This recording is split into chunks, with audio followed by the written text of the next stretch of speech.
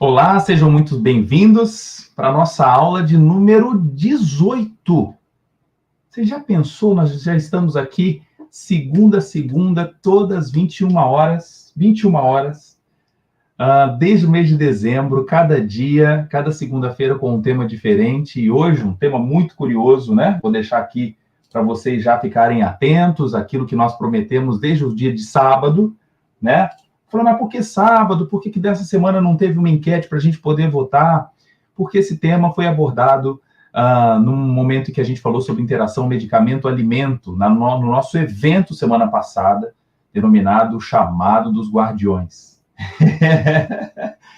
E aí nós ficamos ali 4 dias, alguns devem estar enjoados, falei, chega do Tiago, meu Deus, segunda, terça, quarta, quinta. Aí teve live sábado, domingo, hoje de novo aqui, né? E mais conteúdo novo para vocês. A gente vai fazer uma abordagem mais completa a respeito das propriedades farmacológicas do kefir, ok? Deixa eu ver se vocês estão me ouvindo bem. Tá tudo certo? Deixa eu ver aqui como é que está o contato. Fala aqui para mim, vou fazer aqui um hashtag, um hashtag assim, eu amo kefir, bota assim, ó, hashtag eu amo kefir, deixa eu ver vocês aqui. Hashtag eu amo kefir, coloca aí. Deixa eu ver se está todo mundo me ouvindo bem. Eu estou tendo aqui uma ideia do delay que existe entre mim e vocês aqui. Tá? Tudo certo? Tudo certo? Ok. Estão pedindo para poder deixar o evento Chamados Guardiões por mais tempo. Eu não posso fazer isso, né? Nós prometemos que hoje também expiram todas as aulas do Chamados Guardiões. Hoje, às 23h59, a gente vai ter aqui o nosso momento ao vivo, porque esse material segue agora como um presente exclusivo para quem? Para quem fez a formação, fez a inscrição na formação em interações medicamentosas. Ué, mas que inscrição é essa? É a formação em interações com conteúdo mais completo, né? De interações medicamentosas, casos clínicos, sistema nervoso autônomo, farmacologia do sistema nervoso autônomo, antihipertensivos, antibacterianos e 10 encontros ao vivo comigo. Isso está disponível na formação em interações medicamentosas, que termina a inscrição hoje. Hoje, que horas? Às 23h59. O meu compromisso com vocês aqui é falar sobre o kefir, né? Quem tiver já feito a inscrição, fica aqui comigo. Quem tem interesse em fazer, dá tempo de você correr atrás da nossa equipe, fazer a sua inscrição e continuar participando aqui conosco, tá bom? O meu compromisso agora é a gente falar do kefir, as propriedades farmacológicas. Pega seu caderno, pega sua caneta e vamos embora que tem conteúdo hoje. Tem gosto de quê? Já estão perguntando aqui. O kefir tem gosto de quê? Do que você quiser, tô brincando. Se for puro, ele é um pouco azedo, é difícil de comê-lo puro, né? Mas normalmente a gente vai misturar com frutas, vai fazer uma leve adocicada também, podemos escolher algumas estratégias para poder adocicar. Eu posso até dar umas dicas aqui de receita, porque eu tenho aprendido muito com a minha esposa, que faz gastronomia, né? Então, ela utiliza algumas estratégias para poder ter o kefir em nossa dieta de maneira frequente, tá bom? Vamos lá. Isso, alguns falando, bota mel que dá certo. Só não pode botar muito mel, porque é rico em glicose e frutose, né?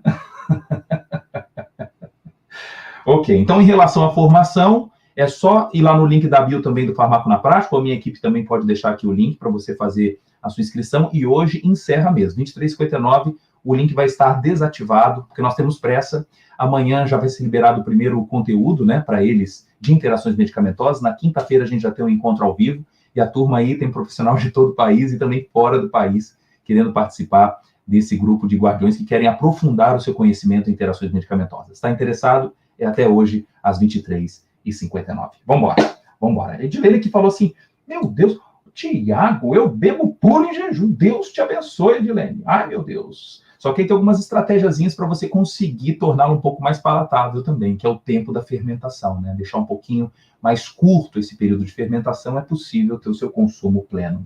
A Luísa falando aqui, tela quente da segunda. Eu acho que é um bom investimento, né? A gente conversar sobre ciência, poder trazer estratégias aqui para a nossa vida, para a nossa família e também para aqueles que a gente atende com os nossos pacientes, né? Olha aqui a Glória falando. Boa noite, senhoras e senhores. Mais uma noite inesquecível. Tomara que seja inesquecível. Ok. Estão perguntando aqui em turma 10. Olha, Jefferson, já posso dizer que não vai ter turma 10. Não tem nem turma 9. A gente não pode mais dizer esse termo, porque o curso de interações medicamentosas acabou. Agora é formação em interações medicamentosas, a primeira turma. Então, a gente começa a partir de amanhã com a liberação do primeiro módulo às 9 da manhã. Vamos lá. Então, a gente vai falar hoje sobre o kefir. Boa noite, vamos lá, pode chamando o pessoal. Inclusive, gente, isso, o Jefferson, sapeca o like aí, sapeca o like. E convido o pessoal também que não é da área, né? Às vezes o curioso ali, será eu estou tomando esse negócio, será que vale a pena esse negócio de coalhada aí? Às vezes a família um pouco resistente ao consumo, e a gente vai ver aqui algumas vantagens sensacionais do kefir, podendo atuar como um adjuvante na terapêutica de várias linhas, né? Do diabetes, da hipertensão e também da neuroproteção. Vamos lá? Bora lá. É agora. Senta, que lá vem história. Vamos embora. Então a gente vai falar do kefir e suas propriedades farmacológicas. Alguém sabe aqui o que significa o termo kefir? Já começar pelo termo, né? Então, de onde vem esse nome?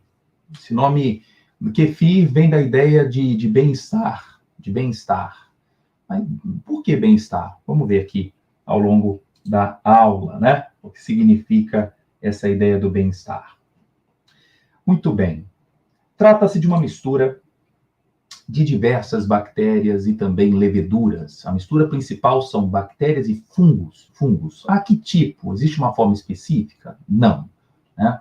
Em meados lá do início do século XIX, houve maior intensidade dessas informações a serem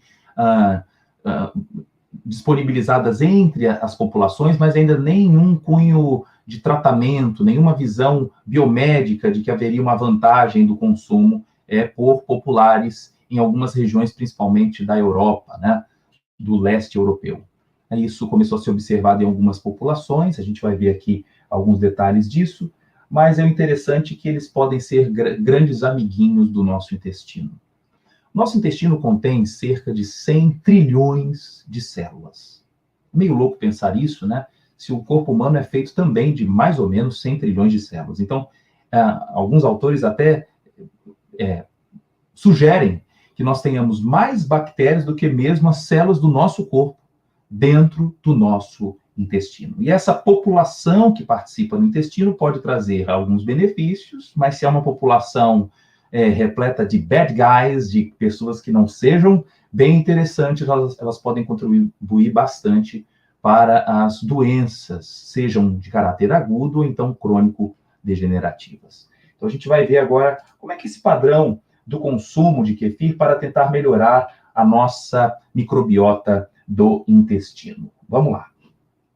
Primeira coisa, pensamos aqui, como é que é esse consumo no mundo? Será que ele é bastante variado? É homogêneo? Então, se você pegar aqui o pessoal da cor verde, né, toda a extensão da Europa, invadindo aqui a região da Ásia, principalmente na Rússia, o consumo é alto de kefir. Né? Eu, que residi um tempo na Europa, na Espanha, para fazer o pós-doutorado com a minha família, a gente percebia uma frequência enorme no consumo de kefir, principalmente nas gôndolas dos supermercados, e não somente na Espanha, vimos na Alemanha também, na França, na Inglaterra, na Itália, né? Então, isso é um costume bastante comum na região da Europa e também, principalmente aqui, Rússia, que invade toda a Ásia. O consumo é baixo na África e também em toda a parte mais do sul da Ásia, também Austrália, e, curiosamente, na América tem sido aqui na classificação como médio o consumo, né? Muito bem. Em relação à literatura, eu sempre mostro para vocês essa ideia do PubMed, para quê? Para a gente ver um número de evidências científicas a respeito daquele tema. Então, vocês viram aqui as aulas, por exemplo, de azitromicina, havendo um boom da sua publicação a partir da década de 80, da ivermectina na década de 70, da dipirona a partir de 1920. Mas e agora em relação ao kefir? Olha que curioso. Com o kefir a gente vê uma rampa, né, de caráter crescente a partir de meados, eu até aqui salientei o ano principal, de 99 para frente. Né? Então aqui, só para marcar talvez com a minha história, como graduando em farmácia ainda, em 99, eu pude acompanhar durante toda essa minha vida de pesquisador a ascensão em número de publicação do probiótico kefir. Antes disso, eram dados isolados, discretos, onde a sua origem era lá em 1921. Mas espera aí, antes de 1921 ninguém consumia? Que história é essa? Consumia. Mas as publicações, ou seja, os tratamentos, sejam experimentais, sejam tratamentos in vitro, então em humanos, né, para uso clínico, ainda não eram bem percebidos. Apenas, então, através de relatos, né, de casos, mas sem registro na literatura. Então, vamos agora dar uma passeada na história. Senta, que lá vem história. Vocês gostam dessa parte? Estão me ouvindo bem? Tá tudo tranquilo? Vamos embora, vamos viajar aqui.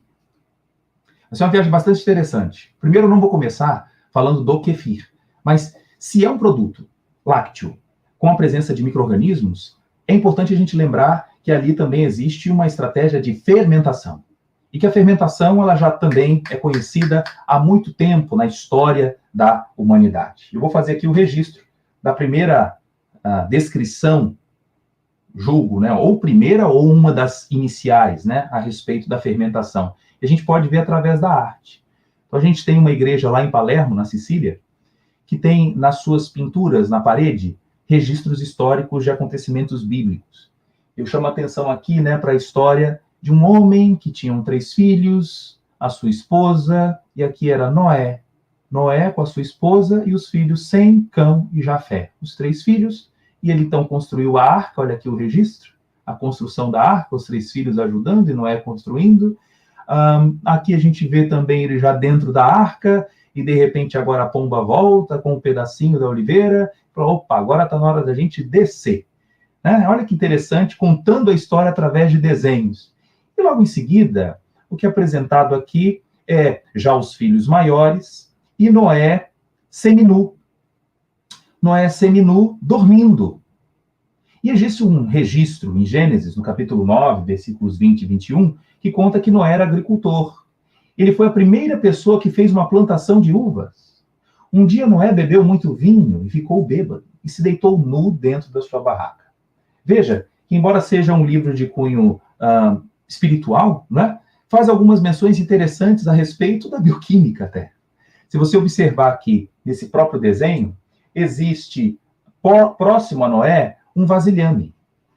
E nesse vasilhame, provavelmente houve aqui o armazenamento do extrato da uva, que nós conhecemos na bioquímica como mosto. Mosto seria o suco da uva. E que provavelmente, em contato com micro-organismos, houve ali o processo de fermentação, e aí os carboidratos desse extrato da uva foram convertidos em etanol. E o etanol foi a causa dessa manifestação curiosa de Noé, né, trazendo vergonha ali para os seus filhos. Dali geraram algumas consequências que quem gosta da Bíblia dá aqui a oportunidade de você lê-la. Você que nunca leu, tem história, né? Se você quiser visitar, por exemplo, o Museu do Louvre na França, 50% do museu é Bíblia. Então, ainda que você não seja cristão, vale a pena você consultar, né, esses 66 livros bastante enriquecedores também para a nossa cultura. Muito bem, então falando aqui de fermentação, né? O que isso tem a ver, Tiago, você falar de Noé com o kefir? Bom, a origem do kefir principal, a maioria da literatura aborda essa região do norte da Turquia, chamada de Cáucaso. Mas também outros autores afirmam que o kefir possa também ter a sua origem nos Balcãs, na região da Bulgária, né, na região mais leste da Europa. Então seria aqui no Cáucaso e também na região dos Balcãs, algumas populações que tinham o hábito de consumir este kefir. Seria talvez a origem dos iogurtes? Uma pergunta aí, tá? Então, é um produto, olha como a literatura até afirma, vou ler essa frase para vocês, é um produto fermentado de caráter ácido e alcoólico, produzido então com um leve gosto ácido e cremoso de consistência, originado nos Balcãs e também no oeste europeu, no leste europeu, na região do Cáucaso, como eu aqui salientei. Beleza? Tá bom, mas por que que ali, então, haveria a origem do kefir? Alguém conhece essa forma aqui de transportar alimentos? Deixa eu colocar aqui mais ampliado, para você ver melhor. É uma bolsa, parece uma mochila, não? É uma mochila curiosa, né? Deixa eu até melhorar aqui a imagem, porque a gente vê aqui um certo pescoço, aqui alguns pedacinhos que lembram algumas patas. Eu vou pegar aqui uma imagem que também foi concebida pelo povo mexicano, que também aprendeu bastante com os espanhóis. Os espanhóis tinham contato também com o povo árabe, né? E era comum, então, a preparação dessas, entre aspas, sacolas, através da pele de animais que eram, então, retiradas as suas vísceras. Toda a parte do couro era mantida, esse animal tinha o tecido curtido, né? As pontas eram fechadas e ficava, então, o pescoço como a entrada e a saída desse material, né? Isso aqui tem um nome. Alguém sabe qual o nome desse objeto que eu estou aqui falando com vocês? Essa figura do México é curiosa, porque a gente vê um aqui, ó, com um produto desse cheio, e o outro do lado não estava já tão cheio, ó, mas ele conseguiu abraçar, né, a sua, entre aspas, mochila.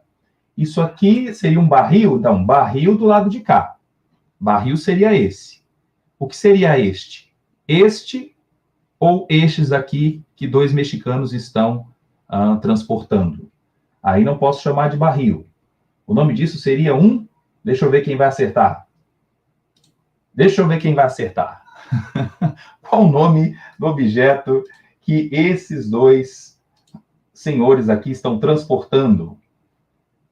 Mocó? Não, mocó não. Tem uma passagem, olha, bornal, tá aproximando do bornal. Então isso aqui é chamado odre, tá? Odre. Inclusive a Bíblia em vários momentos fala sobre odre. Odre se refere então a esse material de pele, rico em colágeno, em couro, altamente resistente e que poderia funcionar como uma bolsa, uma bag, né? Então, se hoje nós utilizamos bolsas de couro, veja, claro que não é o formato clássico de um odre, mas era muito comum naquela época se fazer, então, isso como uma forma de transporte de produtos. E é nesse material, né, que a gente vê o povo muçulmano com uma certa frequência, um hábito de transferir leite para guardar neste odre, e dentro, então, desse material, haveria, então, a possibilidade do contato com micro-organismos. Restinhos de micro-organismos do próprio animal que estavam aqui. Essa é a principal sugestão da origem do kefir, né? Dentro desses odres, se formava, então, um certo biofilme em contato com o leite, e esse produto, então, gerava, né, ali dentro, isso aqui, ó. Esse material, que são chamados grãos de kefir. Há quem diga que esse casal, né, Sakharova e Barkorov, em 1908, foram os maiores contribuintes para que fosse disseminado na Rússia, em 1908, os grãos do kefir, e dali, então, a humanidade de toda a Europa, e se estendendo depois para a América, pudesse ter contato com os grãos de kefir. Então, veja que não é tanto tempo assim, né? Embora há relatos antigos do kefir, haja relatos antigos, essa disseminação só aconteceu no século passado. Que massa, né? Então, ainda não é totalmente clara, né, a sua origem. Onde é que foi o primeiro, o starter? Não temos essa ideia, mas que provavelmente foi pela forma de armazenamento, né, desses produtos. As pessoas guardavam manteiga, guardavam queijo, guardavam vinho, né, dentro dos odres. Inclusive, Jesus fala sobre isso, né? Não se põe vinho novo em odres velhos, né? Veja que isso já era comum na época, mas em relação ao armazenamento do leite e depois coletar esse material, isso só foi disseminado depois de 1908, né? Muito bem, Jandri, lembrou aí, né, da passagem bíblica. Muito bem, muito bem. Então, isso ganhou também uma maior notoriedade quando médicos começaram a observar um aumento da longevidade da população que consumia com frequência esse tal de leite fermentado, né? Esse, então, bem-estar, né, que as pessoas consumiam. Interessante, aquele pessoal lá das montanhas da Bulgária, aquela região ali, consome bastante, eles têm uma longevidade diferente do pessoal aqui de baixo. O que será, então, que esse produto tem que possa trazer alguma vantagem? Esse mesmo indivíduo que fez essa pergunta, ele participou, ou foi contemplado, né, com o Prêmio Nobel de Medicina, juntamente com Paul Ehrlich, aquele homem que falava sobre a bala mágica, né, sonhando aqui com uma substância que pudesse trazer resolução para problemas pontuais, né, um sonho de Paul Ehrlich que até hoje a gente tenta buscar para algumas doenças. Mas Mechnikov, juntamente com Paul Ehrlich, fizeram ali a ênfase da resposta imunológica. Paul Ehrlich falava sobre a fagocitose e Mechnikov abordava sobre a relevância da resposta imunológica contra certas doenças. E aqui, ao mesmo tempo, ele era também um adepto, um homem que estimulava o consumo desses produtos fermentados, que seria como o start aqui, o iogurte. Tá? É interessante que nessa época, olha só, 1908, onde não havia um antibacteriano, grande parte dos médicos da época acreditavam que bactérias traziam malefícios, né? Então ainda tinham, de uma forma muito forte, as ideias de Pasteur, de Koch, né, do bacilo de Koch, o postulado de Koch ainda era muito, muito recente, e ainda havia uma busca muito forte pelos antibacterianos. Até que Fleming, em 1929, resolve parte dos problemas ao identificar ali o gênero dos fungos, né, o Penicillium notatum, que produziria a penicilina.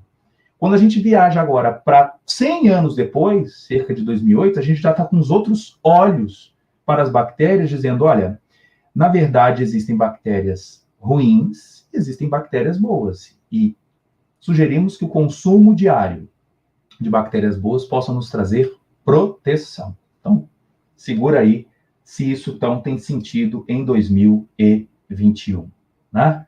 Vamos lá. Então, quando a gente coloca uma lupinha aqui, ó, nesse kefir, fala, mas o que tem aqui dentro aí? O que tem aqui dentro? Estou vendo aqui alguns comentários de vocês, que legal. Vamos embora. Vamos lá. O que a gente vê aqui é o seguinte. Vou mostrar para vocês agora uma publicação que nós fizemos em 2015. Nossa equipe aqui de pesquisadores no Espírito Santo trabalha bastante com kefir em várias linhas de investigação. Na área cardiovascular, na área também de neuroproteção, na área de convulsões, tá? E esse trabalho, que foi de publicação inicial, de autoria inicial da nossa colega Andrea Flix, nutricionista, ela mostrou nesse trabalho qual é a forma do kefir. Então, olha que foto bonita, e depois eu posso compartilhar com vocês esse paper, né? Então, o que vocês normalmente veem nas imagens da internet, ou então em casa, quando tem, né? São esses floquinhos parecendo canjica. Esse é o kefir. Mas quando a gente pega um grãozinho desse e vai ampliando, olhando por microscopia eletrônica, olha que legal, a gente vai vendo aqui o grão, e se a gente ampliar mais um pouquinho, vai começando a ver uns negocinhos aqui, ó, esticados, que são os bacilos. Ampliando mais um pouquinho, a gente vai vendo mais bacilo. E agora, ampliando mais um pouco, a gente vê bacilo juntamente com fungo. Bacilo e fungo. Olha só. Então, a gente percebe uma relação simbiótica, uma harmonia entre bactérias e leveduras nesse meio, tá? Então, neste grão, se alguém tiver dúvida, o que contém de maior quantidade? Maior quantidade de bactéria, muito maior do que fungo. E uma matriz de polissacarídeos que funcionam como algumas fibras. Nem todos esses tipos de fibras são bem absorvidos, o que ajuda bastante na formação do bolo fecal, tá? Então, além da importância das bactérias em si, das bactérias saudáveis, ainda tem esse lance dessa matriz feita de polissacarídeos, que pode trazer também alguns aspectos de saúde para a luz do intestino. Vamos lá. Vamos embora. Mete like aí. Vamos embora. Ó, ateliê aqui. Ateliê feito à mão. Ela botou assim, estou apaixonado com a especialidade. Valeu, querida. Deus te abençoe. Vamos embora, vamos embora. Então, a Linda aqui falou, eu pensei que fosse cocos. Não, cocos são bolinhas, né? Essas bolinhas aqui maiores, Arlindo, se referem a fungo, tá? Os cocos, quando são apresentados nessas imagens, são bem menores do que um bacilo, tá bom? Vamos embora. Então, aqui a gente tem uma presença de fungos. Alguns aqui estão falando, será que é contaminação? Não, é porque nem todas as espécies, nem todos os grãos de kefir contêm a mesma característica de todas as espécies. Então, a que mais prevalece envolve aqui os lactobacilos, e nós temos também a participação de Saccharomyces, em alguns casos, e em algumas descrições também aparece um pouquinho de Candida albicans, não sendo aqui contaminação. Ok? Vamos lá. Então, aqui mostrando para vocês, a gente vê aqui uma foto na Alemanha, com vendas de kefir de forma muito comum em qualquer supermercado, uma seção somente de kefir, que você vê uma marca, duas, três, é porque a câmera não tinha aberto, ainda tinha outras marcas de concorrentes do lado, né? A gente vê aqui também, nos Estados Unidos, a primeira indústria que começou a produzir kefir de uma forma mais abrangente foi a empresa chamada Lifeway, em 1986, e no Brasil tem aumentado o número dessas empresas, e isso é muito bom, né? Que haja a chance também de comercialização de um produto que, se você não tiver o hábito de cultivar em casa, pode ter também como alternativa a forma comercial. Muito bem. Então, o que sabemos hoje é o seguinte: falar de kefir, a gente não tem como fazer uma padronização para dizer em todos os grãos existe o mesmo grupo de espécies. Como vocês estão vendo aqui, ó, são conhecidos mais de 50 tipos de lactobacilos. Agora, aqui nós temos as que mais prevalecem nessa mistura, especialmente essa primeira, Lactobacillus kefiranofaciens. Essa aqui é a mais comum encontrada no kefir. Também a Lactobacillus casei, é bastante comum. Temos também o grupo do gênero, né, Lactococcus, Streptococcus também pode ter, Pediococcus, entre outras, gram-positivas ou gram-negativas. Se o material comercial for adicionar algum suplemento, por exemplo, de fruta, de cálcio, para enriquecer, algum pré-biótico como a inulina ou vitaminas, isso também é possível para poder enriquecer ainda mais o kefir. Algumas indústrias fazem isso.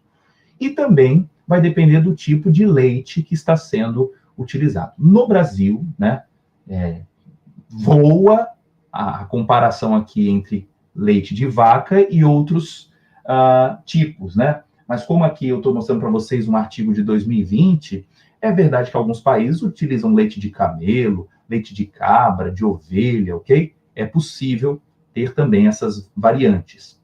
No Brasil não seria tão comum essa forma de acesso como o veículo utilizado. Tá bom? A Sônia está com pressa. Boa noite, mas ele é melhor para quê? Calma, senta que vem a história. Eu estou contando aqui a história primeiro do kefir e daqui a pouco você vai ver as vantagens que ele tem. Espera só um pouquinho. Ok? Vamos lá. Então, aqui eu até compartilho com vocês depois esse paper, dizendo, olha, existe um grande mundo desse grão pequeno. Uma revisão aqui dos tipos de kefir com leite, né? Os starters, ou seja, a origem. Como é isso ao longo dos países? Será que nós temos o mesmo kefir? Não. Então, nesse trabalho de 2020, é mostrado que em países como França, Irlanda e Reino Unido, existe um grupo de bactérias e leveduras. Na Bélgica, Malásia, não vou ficar aqui lendo para vocês, mas só para vocês terem uma ideia de que nós não podemos encher a boca e falar o kefir e poder transformar todo esse dado como uma verdade para qualquer tipo de associação que existe no mundo. Existem pequenas variabilidades, mas destaco que em todas as misturas aqui, nós vemos algumas espécies que não variam. Ó, o Kefiranofaciens. Presente, presente, presente, presente, presente, presente, presente, presente. E ela, então, é uma das mais abundantes, né, neste meio. Beleza? Muito bem. Então, vamos aqui pensar como preparar o kefir. Qual é a tradição do kefir? A tradição natural é que as pessoas passem de mão em mão, né? Que o cultivo seja em casa, haja o processo fermentativo, a sobra desse kefir, aquilo que cresceu um pouquinho a mais, as pessoas então compartilham umas com as outras. Existem hoje diversos grupos no país que cultivam kefir e tem esses clubes que passam também de mão em mão, de forma gratuita, um com o outro. Existe também uma linha comercial. Não cabe aqui agora na aula eu começar a fazer a propaganda de quem são esses locais. É possível procurar através do Instagram, do Facebook, pelo Google, algumas fontes. Agora, ter um kefir certificado, dizendo, olha, está aqui, eu tenho todas as características microbiológicas, eu não posso dizer por aqui. A gente tem que correr atrás para poder ter algum laudo de segurança de que essas bactérias que estão presentes no kefir não estão com a adição de outras patogênicas, tá? Mas eu preciso te contar uma coisa. Felizmente, o grupo dessas bactérias do kefir, elas contêm substâncias chamadas bacteriocinas, que são substâncias que impedem o crescimento fácil de bactérias patogênicas.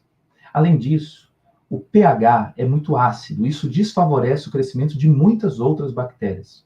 Então, alguns trabalhos já têm mostrado, por exemplo, que a salmonela não cresce facilmente no kefir, né? É lógico que podem ter contaminados, mas felizmente, né, esse índice é muito baixo em relação ao consumo que já existe no nosso país. Alguns sinais as pessoas podem começar a apresentar diante do consumo de material contaminado. Um deles é a diarreia, né? Então, não podemos dizer aqui que em qualquer condição, em qualquer forma de preparo, você está plenamente seguro. Eu acho que é por isso importante eu mostrar para vocês uma forma ideal dessa forma de produção do kefir de maneira segura. Tá bom? Vamos lá. Vamos lá. Então, como preparar o kefir? Aqui devem ter várias pessoas já experts, né, nessa forma de produção. Vou mostrar isso aqui através de fotos para aqueles que não têm o hábito de cultivar o kefir. Então, geralmente, ele é passado de mão em mão. As pessoas aí dão de presente, né? Vai lá um pouquinho de grão e eles colocam o leite para que não haja morte desse grão de kefir enquanto ele é levado para casa, né? Então, as pessoas doam e aí o primeiro mecanismo aqui para você obter o kefir é fazer coar, né? Peneirar. E você, quando peneira, então, obtém o grão. A gente sugere que esse primeiro material aqui, esse leite, seja descartado, tá? E com esse grão agora, você inicie em casa a sua fermentação, tá bom? A sua fermentação. Então, depois que você recebeu os grãos de kefir, peneira a mistura, separando o leite fermentado dos grãos de kefir. Depois disso, você vai adicionar aqui uma proporção de uma colher de sopa de kefir, e adicionar cerca de 500 ml de leite. Essa é uma proporção, não precisa ser à risca, mas a média é essa. Uma colher de sopa com 500 ml de leite. Ok? Que leite, Thiago? Aí é uma boa pergunta. Que leite é esse? Leite sem lactose? Não, não faça isso. Porque lactose é o principal açúcar presente no leite. E as bactérias, para crescer, precisam de energia. Ah, mas eu tenho intolerância à lactose, Thiago. Não tem problema. Porque a bactéria vai consumir essa lactose. O que é a lactose? É um disacarídeo. Ela é formada de glicose e galactose. As bactérias aqui possuem uma tesoura, uma enzima, que cliva essa ligação. Então, ela libera a glicose e libera a galactose. De forma que os pacientes intolerantes à lactose não terão problema com o consumo do kefir. Ok? Ah, Thiago, mas eu tive um problema, tive diarreia, fiquei cheio de prurido, de urticária. E aí não é um problema de intolerância à lactose, pode ser alergia a proteínas do leite. Aí é outra história e a gente também, nesse caso, contraindica o consumo também do kefir de leite. A nossa abordagem de hoje aqui é o kefir de leite. Existem variantes? Existem. O de água se mistura com açúcar mascavo, mas eu não posso garantir todos os efeitos que eu vou apresentar hoje para vocês aqui com kefir de água. Porque nosso estudo, e o que eu vou mostrar para vocês, são os tipos de kefir fermentados no leite de vaca. Tá bom? No leite de vaca. Vamos lá. Então, mostrando aqui, depois de 24 horas, esse material aqui precisa estar fechado, com um paninho, ou então um papel toalha, né? Para evitar aqui o acesso de moscas. Mas não pode ser totalmente fechado. Não façam isso. Por que não pode ser fechado? Por que não pode botar tampa? É um processo fermentativo. Esse produto aí de dentro produz CO2. Mas se você também fechar completamente, prevalece a chamada fermentação anaeróbica. Aí o que vai acontecer? Você vai favorecer os fungos a produzirem etanol. Então, quando você abrir esse frasco, o cheiro não vai ser mais de uma ricota, um cheirinho gostoso de leite fermentado, de queijo. Ele vai ter um cheiro bem rico em álcool. E aí não é agradável nem para consumo, tá? Então, a gente não sugere que seja totalmente fechado. A gente vê muitas fotos, assim, colocando o kefir, né, totalmente fechado com uma tampa de vidro. Não façam isso. Precisa desse ambiente de troca com o meio, tá bom? Qual tipo de leite? Pode ser o leite de saco? Pode. Ou leite pasteurizado? Pode. Existem alguns tipos no mercado que favorecem o crescimento? Eu estou dando a minha opinião aqui em casa, né? O nosso grupo de pesquisa já percebeu que quando a gente usa alguns tipos de leite, favorece bastante o crescimento. Então, por exemplo, o leite da Nestlé, o Ninho, ele favorece bastante o crescimento. O leite da marca Leitíssimo também favorece, né? Tem que você testar. E como é que você sabe que está dando certo? O número de grãos que cresce, né? Ao longo da semana, se você observar sempre que após 24 horas a consistência do leite ainda é bastante fluida, não tem um cheiro característico de um queijo, aí não houve uma plena fermentação, tá? Normalmente o leite de saco, o conteúdo de gordura é maior, você percebe até a consistência dele diferente e, para alguns casos, cresce com mais facilidade. Agora, a chance de contaminação é maior, né? Porque o leite de saco ele contém uma maior quantidade de bactérias, comparados aos leites do tipo pasteurizado. Tá bom? Então, ó, tem uma colega aqui falando, ó, eu tenho medo porque eu tenho alergia à lactose. Sônia, olha só, querida, não existe alergia à lactose. Ninguém tem alergia à lactose, existe intolerância à lactose. Intolerância se refere à perda de uma enzima chamada lactase. Mas a bactéria já produz isso para você. E ela, então, degrada a lactose. Quando nós temos alergia é à proteína do leite e não ao tipo de açúcar, no caso aqui, a lactose. Tá bom? Vamos lá. Voltando, então, aqui na imagem, a gente vê o momento aqui de coar, né, esse produto fermentado. O grão vai ficar preso na peneira. E o que a gente vai consumir? Esse produto aqui de baixo, ó. Esse aqui é que vai para a geladeira e a gente espera mais 12, 24 horas, 48 para poder consumir. Esse grão que sobra, a gente, de novo, coloca num frasco novamente limpo, né, estéril, de preferência que já esteja fervido, e adiciona leite novamente para uma nova fermentação. Tá bom? Então, este aqui pode ir fechado para a geladeira e você consumir aí no intervalo de 24 a 48 horas. Pode ser também em 12 horas. Agora, fica a dica. Quanto mais tempo você deixa na geladeira, mais azedo ele vai ficando, ok? Mais ácido lático vai sendo produzido, que é fruto do processo de fermentação. Beleza? Alguma pergunta aqui para o momento do preparo? Vou esperar um pouquinho. Alguma pergunta para o momento do preparo? O Elerson aqui falando que o que ele tentou foi o leitíssimo e deu certo. Isso, existe um relato bastante comum de que o leitíssimo é uma boa dica para o crescimento.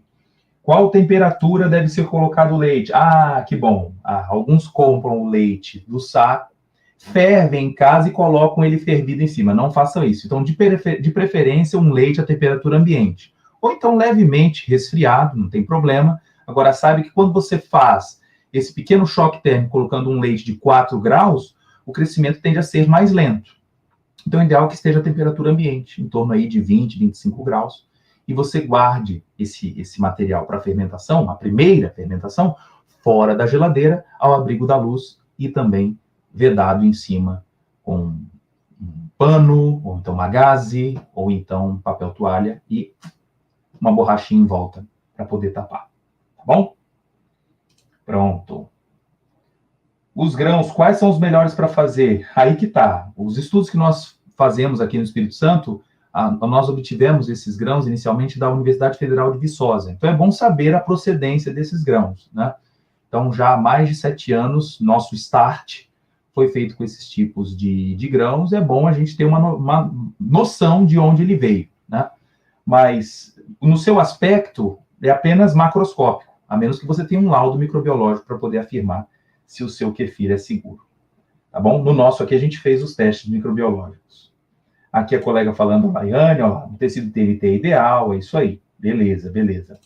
Alguns falando, leite ninho que você usa de caixinha. Não, gente, pelo amor de Deus, não é o leite em pó, não. É o leite ninho de caixa, o leite pasteurizado tipo ninho. Beleza? Ai, ai. Ok, vamos lá. Quantos dias leva para ser consumido? O material que você colocou na geladeira, ele pode ser consumido até depois de 48 horas, mas vai ficando muito azedo. Então, a sugestão é que seja no intervalo pós-geladeira, entre 24, um dia depois da fermentação, ou 2 dias depois. Tá bom? Vamos lá. Ah, vocês estão perguntando muito. Peraí, deixa eu andar. Quando será fermentado? O quê? Ah, deixa eu explicar isso. Quando eu falo a palavra fermentação, existem duas fermentações. A primeira fermentação fora da geladeira. Fora. Essa é a primeira que ninguém consome. O material que você coou e vai para a geladeira, aí se aguarda entre 12, 24 ou 48 horas. É a chamada segunda fermentação. Então, os principais benefícios que temos observado desse kefir é o material que já foi para a geladeira, tá? Não é consumir o grão puro, nem tampouco terminar de peneirar fora da geladeira e consumir, até porque o gosto não é agradável nessa primeira virada, né? Nessa primeira fermentação. Tá bom? Vamos lá. Então, o que se sabe hoje é que quando eu tenho o kefir fermentado, né? Os carboidratos presentes no kefir, as proteínas, os lipídios, eles sofrem degradações. Então, no exemplo da lactose, eu posso gerar agora produtos de degradação da lactose, produtos de degradação de ácidos graxos e também da principal proteína presente no leite, que é a caseína. Desses aqui, o que menos sofre interferência é a caseína. A gente fez um estudo com parceria com a Universidade de Liège, na Bélgica, e percebemos que ainda, mesmo sob fermentação, ainda dura muito tempo a caseína, de modo que até o produto da geladeira ainda tem um conteúdo importante. Por isso, eu recomendo que alguns pacientes com problemas relacionados à caseína, de alergia a ela, também evitem a exposição, mesmo ao material fermentado. Ou então, se for para fazer o teste, acompanhado com o seu nutrólogo, seu médico, nutricionista, farmacêutico, enfim, que acompanhe, né, em exposições pequenas, primeiro, do material fermentado, por conta do teor da caseína ainda presente. Tá bom? Então, o que dizem as pesquisas sobre o kefir? Como é que estamos? Se você pensar ao longo aí das décadas, como eu mostrei, o número de publicações só atingiu o seu ápice nos últimos anos. Em 99 começou a subir essa rampa.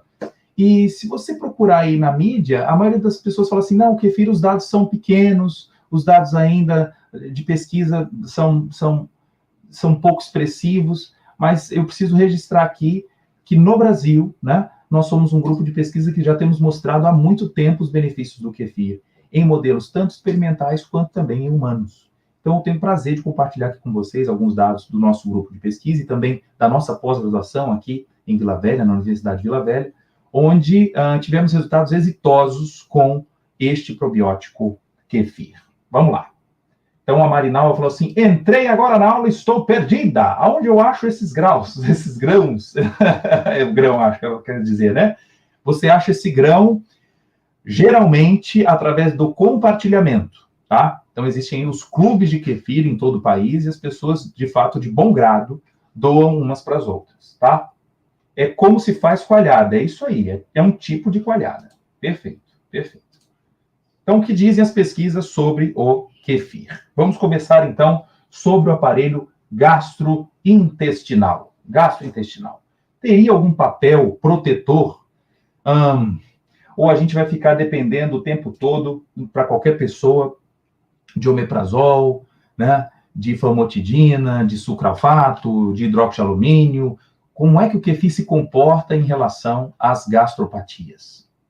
Nós fizemos essa pergunta inicialmente para a literatura. Então, o que a literatura mostra sobre as proteções? Então, havia alguns relatos isolados de uma possível proteção, de uma diminuição do crescimento da Helicobacter pylori, é uma bactéria que só foi identificada na década de 80, mas a gente decidiu aqui fazer um ensaio experimental com animais. Então, não podemos menosprezar esses ensaios experimentais, porque a gente consegue isolar o problema e falar, vamos ver se protege mesmo.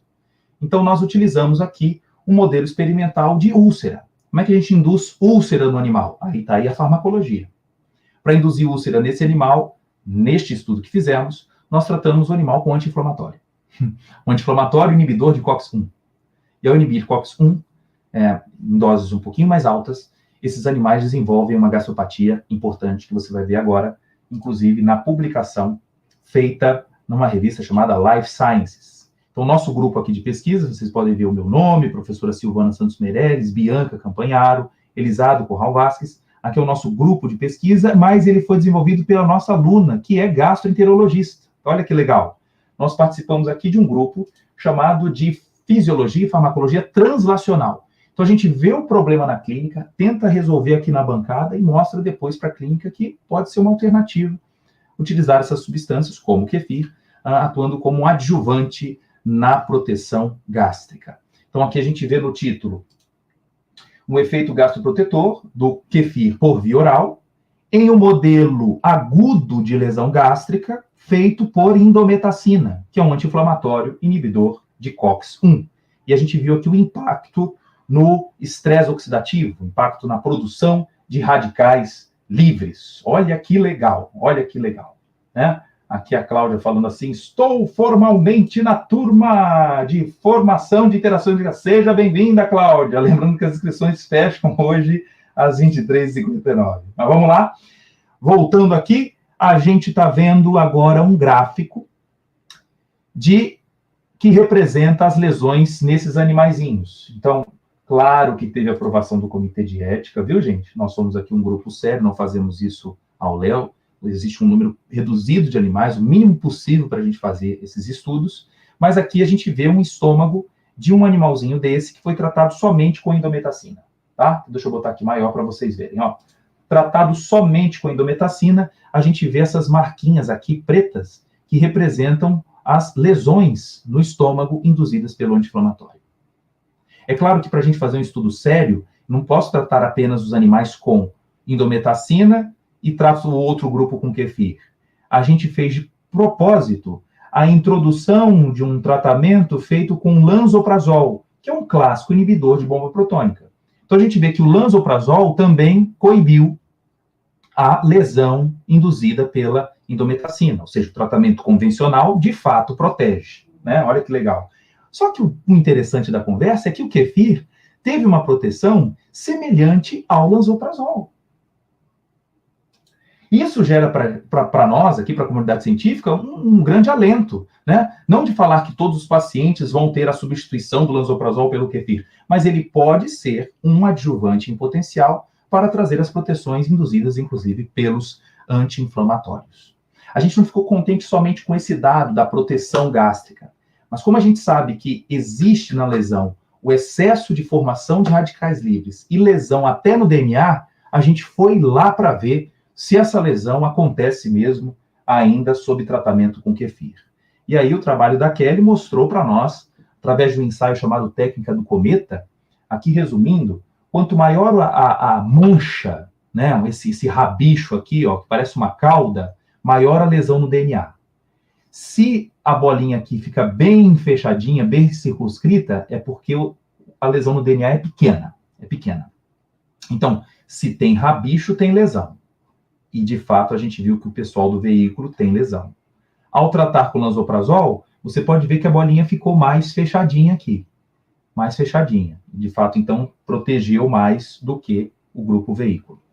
Entretanto, olha aqui, o kefir não se comportou como o da indometacina, e sim com o do lanzoprazol. Então, além da proteção visual, né, do estômago que vimos, além disso, também houve uma proteção a nível genômico, diminuindo o grau de lesão ou fragmentação ou formação de estruturas fragmentadas do DNA ao ser tratado com kefir. Legal, né? Então, um papel antioxidante do kefir foi visto também em modelos de gastropatia.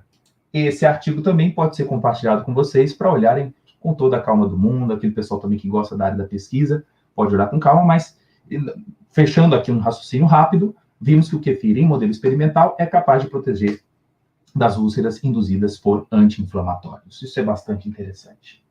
Vamos lá. Mais um dado, agora para vocês, é que em 2018, e olha como as coisas se complementam, um grupo de turcos, claro que os turcos vão querer estudar kefir, né? Viram também aqui num estudo randomizado, num trial, que pacientes com doenças inflamatórias intestinais teriam uma melhora do aspecto da resposta inflamatória e também redução dos sinais e sintomas das doenças inflamatórias. Então, a gente gosta de ficar observando também esses dados quando são publicados, né? Eles complementam as nossas observações. Então, a proteção não seria apenas restrita ao ambiente do estômago, mas também em respostas inflamatórias intestinais. Aí a gente pode pensar em colite ulcerativa, podemos pensar em doença de Crohn, e fica aqui o estímulo, né, para que novos estudos sejam feitos com kefir e observarmos se, de fato, eles protegem, como vimos no modelo de gastropatia. O tratamento aqui, me perguntaram isso, deixa eu responder. O tratamento com os nossos camundongos foi de 5 dias. 5 dias apenas de exposição ao kefir. E esse aqui foi feito... Boa pergunta, deixa eu olhar aqui se rapidamente... Aqui foi um tratamento também curto. Deixa eu ver aqui... Aqui 4 semanas, dia e noite. 4 semanas. Então, com um mês, já observando uma resposta interessante. Aqui, ó, dá para a gente ver no texto, deixa eu mostrar aqui no mouse para vocês, ó, 4 semanas tomados de 12 em 12 horas, vendo já uma proteção importante em pacientes com colite ulcerativa e também doença de Crohn. Legal, né? Então, aqueles que ficam apenas esperando as respostas de mesalazina, né, sulfasalazina, né, e alguns imunossupressores, é bom também considerar a participação do kefir com ação imunomodulatória e também de mudar o perfil da microbiota intestinal desses pacientes. Beleza? Senta o like aí. Gostei de ver. Vamos embora. Em relação à formação de placa de ateroma, quem estiver assistindo aí e tem histórico na família de infarto agudo do miocárdio, de hipertensão, olha que interessante. Essa figura aqui é muito bonita, né? É bonita, mas ninguém quer isso aqui debaixo da primeira camada dos vasos, né? Essa camada que está sendo representada aqui no desenho é chamada endotélio, a camada íntima. Então, aqueles que acham que, não, é que forma as placas de gordura nas artérias. Nossa artéria não é um cano de cozinha, não. Então, a gordura não fica acima, ela fica abaixo do tapete. É um processo inflamatório que acontece, né? E o gatilho é o colesterol, é o LDL, juntamente com macrófagos. Eu preciso de ter lesão nesse endotélio, e é por isso que a gente tenta controlar a pressão arterial. Mas será que o kefir teria algum papel protetor para impedir a evolução dessas placas? Vamos ver aqui. Lembrando, alguns estão perguntando aqui, até quando posso me inscrever na formação? Até hoje, 23h59. Vai acabar. A gente vai desligar aqui o link a partir de meia-noite. Beleza? Vamos lá, continuando. Então é o seguinte, nós publicamos um trabalho na Nutrition, um outro grupo também que trabalha conosco na pós-graduação, juntamente com o professor Tadeu e outros participantes que vocês estão vendo aqui nesse paper. Nós mostramos que o tratamento com kefir também reduz a formação de placas. E para isso nós não utilizamos um camundongo qualquer. Aí entra a farmacologia de novo. Os camundongos não desenvolvem facilmente placa de ateroma. Então a gente precisou usar um grupo de animais geneticamente modificados. Então, de propósito, quem lembra aí, quem é a substância principal que a gente fica sempre de olho no sangue para ver se contribui para a formação de placa? Quem é? É o LDL. Né? Então, LDL, que é uma lipoproteína, ela carrega lá dentro o colesterol. Só que essa estrutura, para poder entregar o colesterol, ela precisa entrar na célula. E essa entrada precisa de uma fechadura, de um receptor, chamado receptor de LDL. Esse animal aí, que você está vendo, está aqui escrito na figura, ó, LDL, KO, KO de quê? De nocaute. Ou seja, o receptor de LDL, o receptor, não está sendo expresso como deveria nesses animais. Então aqui faltou até um Rzinho, LDL receptor. Ele não tem um receptor para o encaixe perfeito do LDL. Então o que vai acontecer, você vai ver nessa imagem que eu separei aqui para vocês. Olha que bonitinho. Essas bolinhas seriam o LDL, né? Normalmente eles são endocitados pelo contato com o receptor que está na membrana. Todos nós temos esse receptor em quantidade boa, né? Quem não tiver não vai captar LDL com tanta facilidade e vai ficar sobrando no sangue, né? Então, o objetivo aqui, proposital, é alterar o receptor para que não haja a chance da captação e esse LDL vai ficar, então, acumulado no sangue. Nossa, então o que esse animal vai desenvolver com facilidade? Ele vai desenvolver placas de ateroma com mais facilidade. Então, é um animal susceptível à formação do que acontece nos humanos com maior frequência. Tá? Então, como esses animais são um pouco resistentes à formação da placa, precisou de uma modificação genética para que isso acontecesse. Aí sim, com o LDL sobrando agora na circulação, ele vai começar a ter alguns depósitos, né? Vão passar aqui pelo endotélio e vão começar a se acumular na parte de baixo do endotélio, a parte chamada subintimal, formando então as placas de ateroma em artérias de grande e de médio calibre. Nossa, então o que esses animais vão fazer se forem tratados com kefir? Vamos ver aqui agora. Olha só. Ele vai desenvolver isto. Meu Deus, parecem meias. Não, não são meias. Aqui são artérias. Artéria aorta. Aorta, aqui a aorta e a aorta. São 4 aortas. Quanto mais vermelha ela tiver, mais placa ela tem. Mais placa tem. Então aqui é um grupo que não foi tratado com nada. Aqui a gente deu gordura para os animais.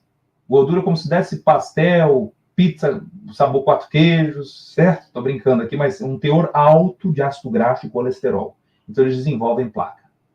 Aqui os animais tratados com leite só, sem fermentar, e o material rico em gordura.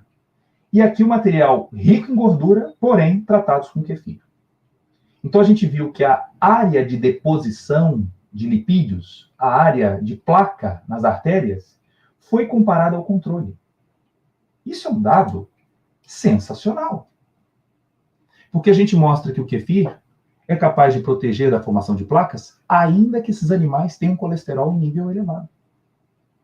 Nós não estamos falando aqui para as pessoas abandonarem de vez as estatinas, né, deixarem de fazer exercício e agora passar a consumir o kefir. Mas o kefir poderia ser um adjuvante na proteção, na prevenção para a formação dessas placas.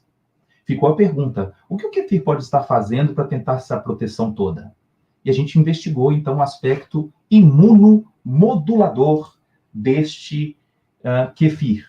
E a gente viu aqui que o kefir é capaz de diminuir a produção de interleucina 6, que é uma citocina pró-inflamatória, e também aumenta a oferta de uma citocina anti-inflamatória. E ora, sabendo que a formação de placas de ateroma depende de uma resposta inflamatória, percebemos então uma contribuição interessante em modular a ação das células que podem favorecer a formação expressiva destas placas. Então, até agora na aula, às quase aqui 10 horas, meu Deus, estamos vendo um papel protetor gástrico e também papel anti-ateroma, tá bom? Anti-ateroma. Compartilha aí, sapeca o like. Vamos lá. Corroborando os nossos dados, porque esse trabalho a gente publicou, deixa eu mostrar aqui a data para vocês, publicamos em 2017, um dado agora recente na Nature mostrou também que o kefir, alguns pedacinhos de proteínas presentes no kefir também podem diminuir a formação de placas em um outro modelo de aterosclerose que a gente também trabalha aqui no Brasil. E o interessante é que ele até propõe alguns mecanismos para poder validar essa ação ateroprotetora.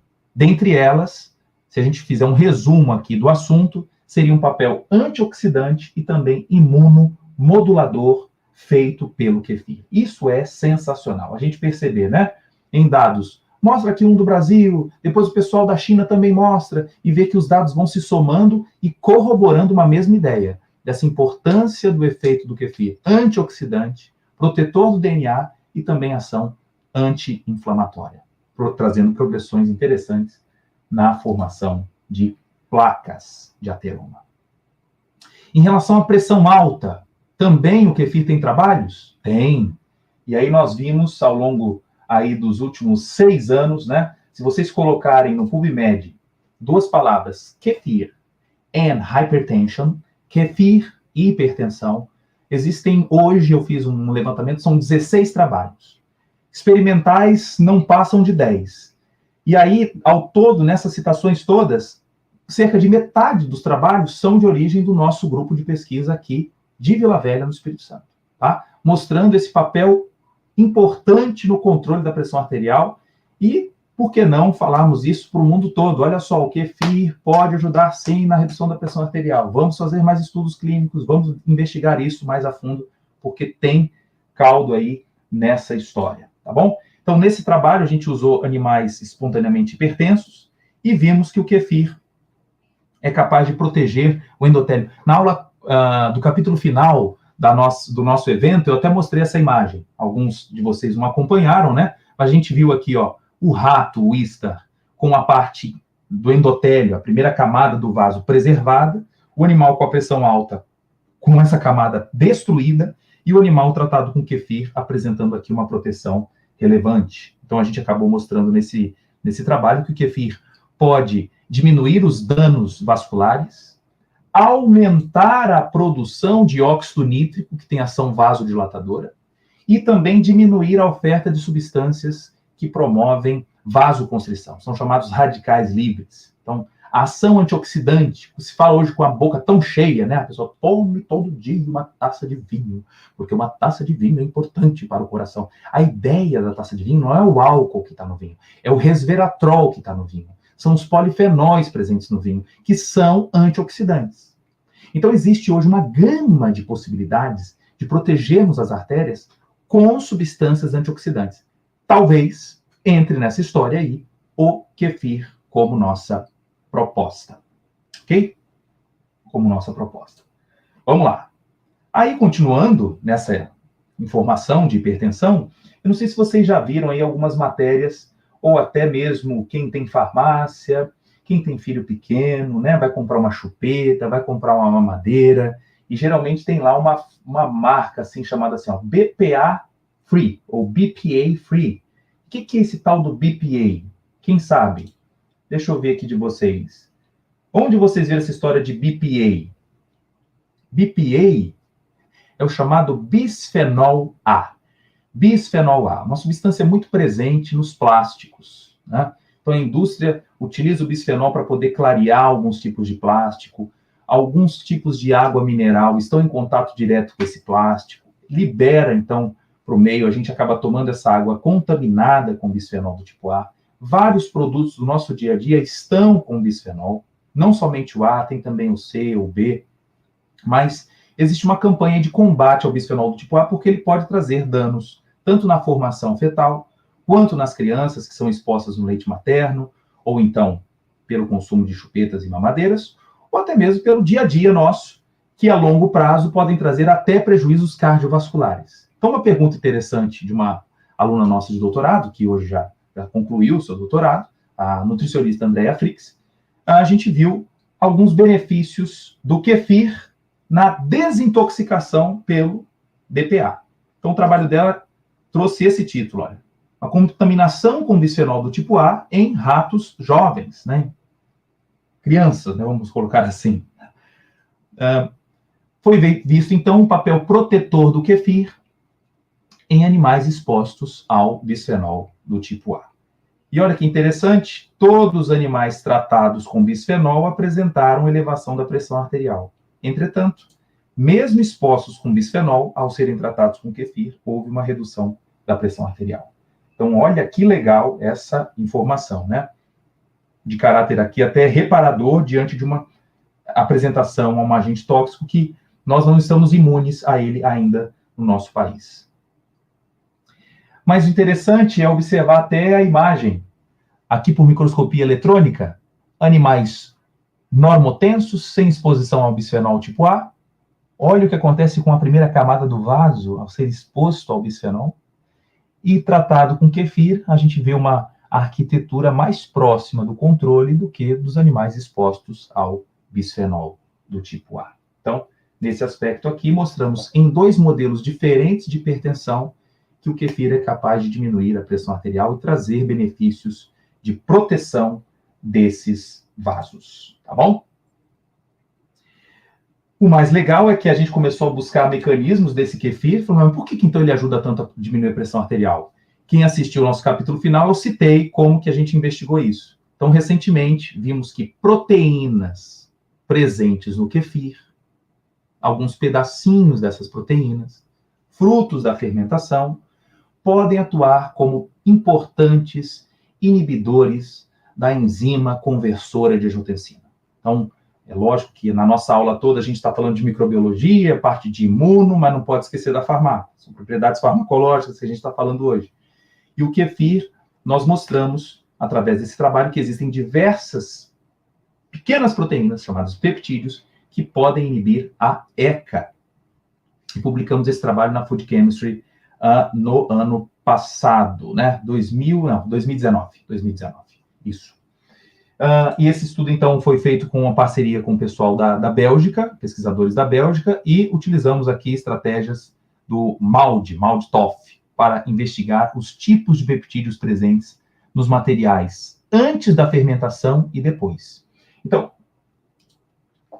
só uma informação.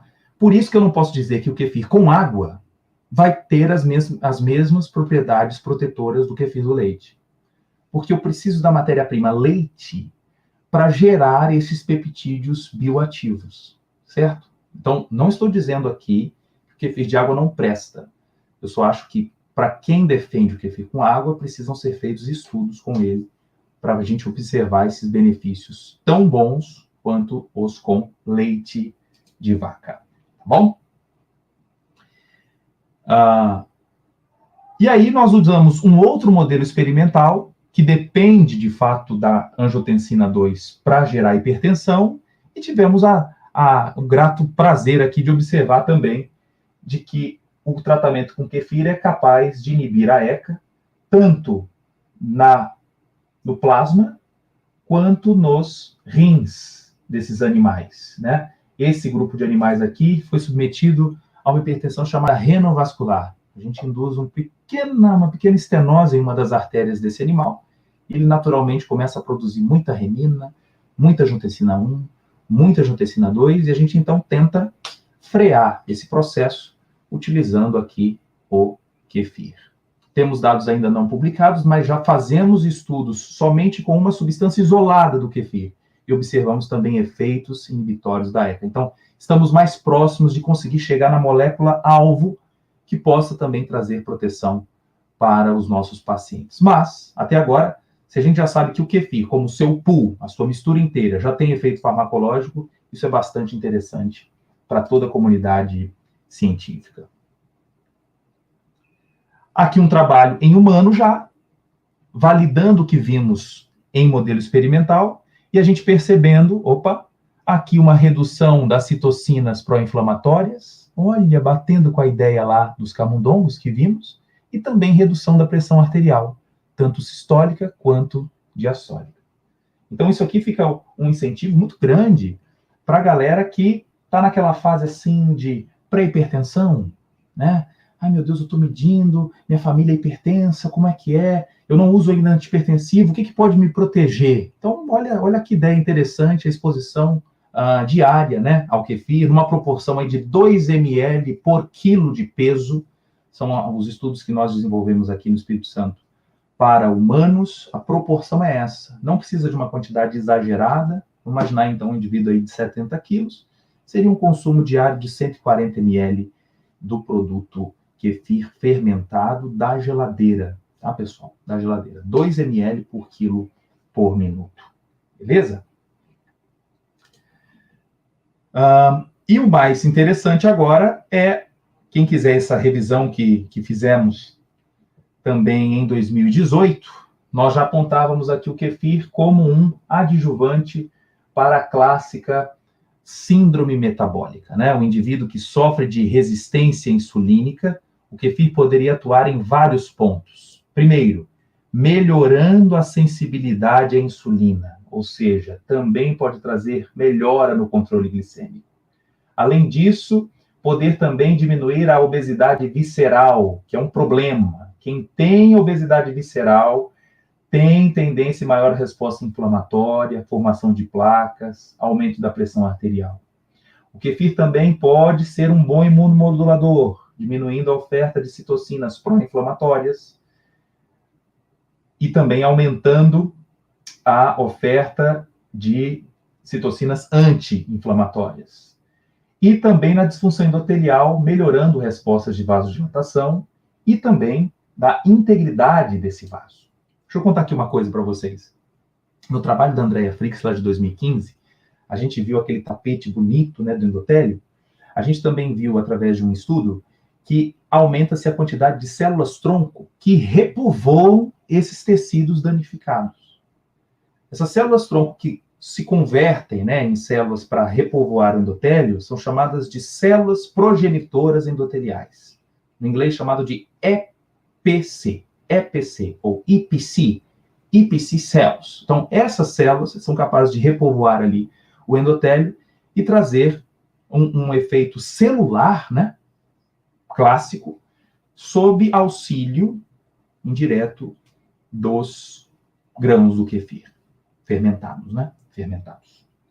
Beleza? Então, esse artigo também pode entrar aí no pacote para vocês, para disponibilizarmos. Aí vocês vão olhar com calma, tá? Eu sei que está pequeno mesmo, mas no paper vocês vão ver direitinho, tá bom?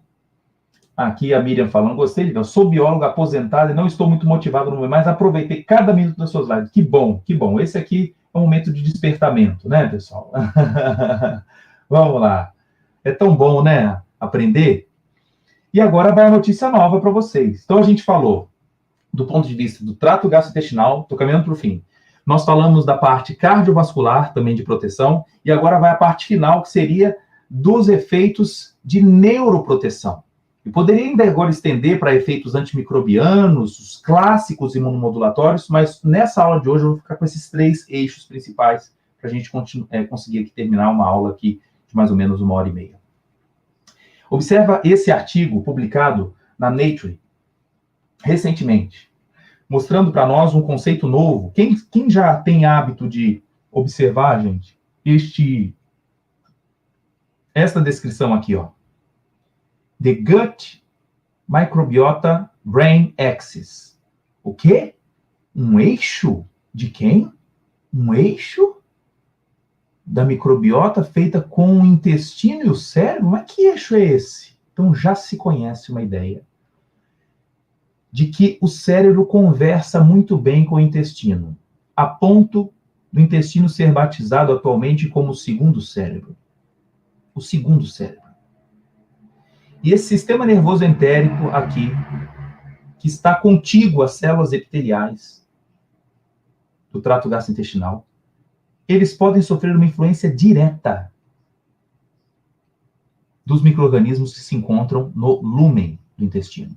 Ora, se existem, então, bactérias do bem, como a gente falou aqui dos lactobacilos, alguns fungos, bifidobacterium, essas bactérias podem auxiliar respostas chamadas de aferências, ou seja, grupos de neurônios que estão aqui próximos, produzindo neurotransmissores benéficos, imunomodulando as minhas células, tanto linfócitos T quanto B e células dendríticas, estimulando macrófagos de forma ideal, e trazendo um controle maior sobre a resposta imune, a gente pode ter a garantia de respostas tanto de proteção desse microambiente intestinal, quanto melhoras até de respostas cognitivas, pessoal. Olha que legal. Bactérias do bem, favorecendo aqui uma proteção dessas células epiteliais, não permitindo, por exemplo, o chamado vazamento, a passagem fácil aqui, ó, de micro-organismos, de vírus. Vou falar um pouquinho de Covid hoje para vocês. Será que tem alguma coisa já a ver de kefir com Covid? Vou contar aqui para vocês. Microbiota e Covid? Vou contar. Então, se eu tenho bactérias do bem nesse meio, eu tenho uma barreira mais fechadinha. E essa barreira mais fechadinha permite uma conversa saudável com o cérebro, mudando ou modulando melhor o nosso comportamento e atividade cerebral. Então, aqui, nessa revisão da Nature, olha que interessante, a gente vê aqui que a presença de lactobacilos estimula a produção de ocitocina, por exemplo, e melhora o comportamento nosso social. A presença de outras espécies de lactobacilos diminui a resposta ao estresse, diminui a ansiedade. Existe um fator chamado BDNF, fator de crescimento, o desenvolvimento aqui do cerebral, né, BDNF, e ele pode ajudar também na melhora da comunicação. Algumas quantidades de ácidos graxos livres de cadeia curta também podem diminuir a resposta ao estresse e também diminuir a ansiedade. Então, isso tem sido bastante observado já em animais experimentais e fica aí as notícias para os próximos anos. Aqui já um resumo do que podemos ter na próxima década em relação a trials clínicos realizados com kefir e outros probióticos que possam trazer melhoras cognitivas, comportamento e também respostas ansiolíticas. Fica uma pergunta aqui. Será que, então, indivíduos ansiosos e depressivos também poderiam ser alvos de uma disfunção da microbiota intestinal? Sim, já sabemos disso. E que a correção da microbiota pode trazer uma melhora expressiva no seu comportamento. Mostrando aqui, vamos lá? Eu falei para vocês no capítulo final sobre a história do Alzheimer, né? Aqui eu já vou até passar mais rápido, porque vimos um trabalho clínico mostrando o kefir diminuindo o índice de prejuízo cognitivo em pacientes com Alzheimer com uma média de 79 anos. Né? Esse trabalho eu já mostrei para vocês, e aqui é só um lembrete, né, da aula de quinta-feira, e melhorando a memória, melhorando as habilidades abstratas e também funções executivas. Aqui é o mesmo paciente, gente, fazendo o teste do relógio. Ó. Escreveu aqui 2h45 sem tratar, kefir, e aí 90 dias depois, olha lá, o reloginho escrito pelo mesmo paciente tomando o kefir. Claro que ele ainda utilizava os medicamentos para o Alzheimer. Usava donepezila, usava memantina. Nós agregamos, né? Então, uma interação aqui, medicamento, alimento, benéfica. Também observamos uma redução da resposta pró-inflamatória, né, nesses pacientes. Então, a gente pode resumir aqui, finalmente, pelo grande teor de produtos presentes no kefir, como proteínas, carboidratos, lipídios, minerais, microelementos, aminoácidos essenciais e vitaminas, que trata-se de um alimento altamente nutritivo. Aumentando a saciedade, vai fazer você ter um controle do peso mais adequado? Sim. Efeito antimicrobiano, sabemos que ele promove. Efeito antioxidante, vimos em todos os nossos estudos esse efeito acontecendo. Efeito anticâncer, não foi o foco da aula de hoje, mas existem alguns trabalhos indicando isso também. Proteção gastrointestinal e também até cicatrização de feridas facilitadas pelo consumo frequente do kefir, até mesmo por vias tópicas. Alguns peptídeos do kefir facilitando respostas de cicatrização. Então, esse é um resumo recente, publicado na Nutrients. A gente não vê ainda de forma clássica isso sendo colocado nos livros, porque é assunto muito novo, tá? Então, eu compartilho com vocês e posso disponibilizar o artigo também. Beleza? Eu preciso aqui registrar que eu não poderia ter toda essa gama de dados apresentados para vocês sozinho. Então, nós fazemos parte aqui de um grande time, onde o principal responsável é o professor Isado Corral Vasques, né, que tenho o maior carinho por ele, foi o meu orientador, juntamente com a professora Silvana, nesses últimos 20 anos, e a professora Bianca Prandi Campanharo, que faz parte do grupo. Nós somos, então, um grande time desse laboratório de fisiologia e farmacologia translacional que está aqui no Espírito Santo. Então, eu preciso mostrar aqui a participação dos nossos alunos de mestrado, doutorado, iniciação científica, que são essa mola mestre, né? Então, É claro que eu faço aqui a maior honra, né, para esse grupo e também de toda a pós-graduação que nós participamos, e não posso esquecer aqui as parcerias que temos ao longo até do mundo, a gente pode dizer, né? Então, nós fazemos parte aqui do grupo da Universidade de Vila Velha e temos várias universidades como parceiras, a Federal do Espírito Santo, o Instituto Federal do Espírito Santo, a Unifesp, a Unimontes, Federal de Uberlândia e a Universidade de Santiago de Compostela, na Espanha, a de Iowa, nos Estados Unidos, e de Liege, na Bélgica. Então, eu acho que é isso que faz com que o Brasil possa se despontar na ciência, são com as parcerias, são com as ajudas, né? E aqui a gente está unindo um feixe para poder gerar mais ciência e trazer melhorias para a nossa comunidade como um todo. Tá? Bom, agora a gente vai falar um pouquinho do kefir. Topa? Topam agora um pouquinho do kefir? Hein? Segura? Falando demais hoje. Em relação ao kefir, será que para Covid funciona? Tiago, tem algum trial? Não. Trial não. Mas existem expectativas, diante de tudo que a gente já mostrou aqui do kefir, hipóteses já existem, tá? Então, eu preciso compartilhar com vocês dessa importância da saúde da microbiota e Covid-19. Vamos lá. Vamos lá. A Vitória falou assim, eu vou casar com kefir. Oh, meu Deus, olha só. Ah, Vitória. Gente, lembrando, quem não fez a inscrição, encerra hoje às 23h59, hein? Fica atento aí, tá bom? Enfatizando. Vamos embora. Fica atento aqui. Então, em relação ao kefir, olha só que trabalho curioso, publicado agora em 2021, uma revista de biomedicina e farmacoterapia. Kefir, uma suplementação protetora contra a infecção viral. Ele não fala logo Covid-19, mas, claro que em 2021 já existe ali uma sugestão de investigação, até porque o kefir já foi demonstrado com ação antiviral por uma série de tipos de vírus, tá? Que seja vírus da hepatite, zika vírus, poliovírus, vírus Coxsackie, enterovírus, e nesse aspecto não seria surpresa ele também ter uma ação contra o SARS-CoV-2. Então, eu posso disponibilizar para vocês olharem direitinho nessa relação de bactérias contra a ação viral. Então, como hipótese, já é bem-vinda esta ideia. Um outro trabalho, usando aqui o raciocínio para poder apontar a importância da microbiota em relação à Covid-19. Ou seja, pacientes que têm uma microbiota mais frágil, por bactérias que são as bad guys, isso traria também alguns probleminhas para facilitar o acesso do vírus sistemicamente? Sim. Vocês podem revisar aí que vários casos de Covid-19, o indivíduo não tem as manifestações clássicas pulmonares. Alguns entram com um quadro de diarreia importante, né? Lembre que a fechadura, chamada ECA2, o vírus gosta da ECA2, então onde tiver ECA2 ele vai conseguir penetrar. E no trato gastrointestinal existe a expressão de ECA2, tá?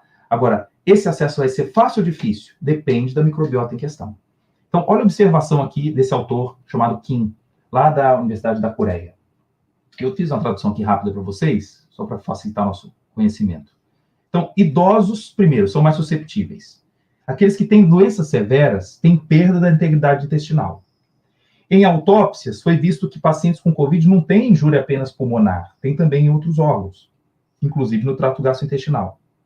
Eles apresentam diarreias, né, importantes, náuseas e vômitos, e a gente sabe que o SARS-CoV-2 infecta enterócitos.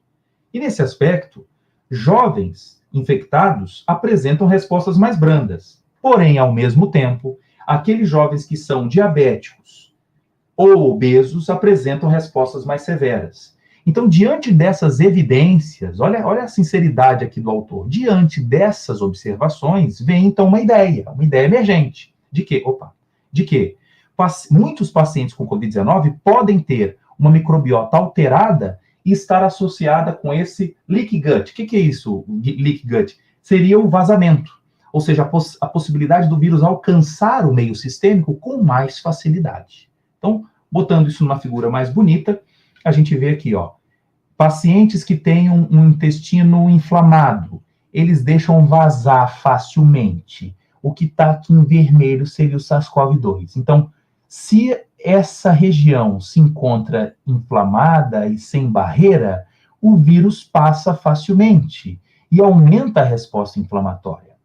Entretanto, o intestino saudável, aqui ó, healthy gut, o intestino saudável teria uma barreira impedindo o acesso fácil dos vírus para que passe as membranas, né, dos enterócitos, ultrapasse a membrana e consiga chegar até vias mais sistêmicas. Então, olha que figura interessante. Olha, gente, fresquinho, igual pão da manhã, 2021, janeiro, fevereiro de 2021, e está aqui como uma hipótese. E a gente precisa observar isso.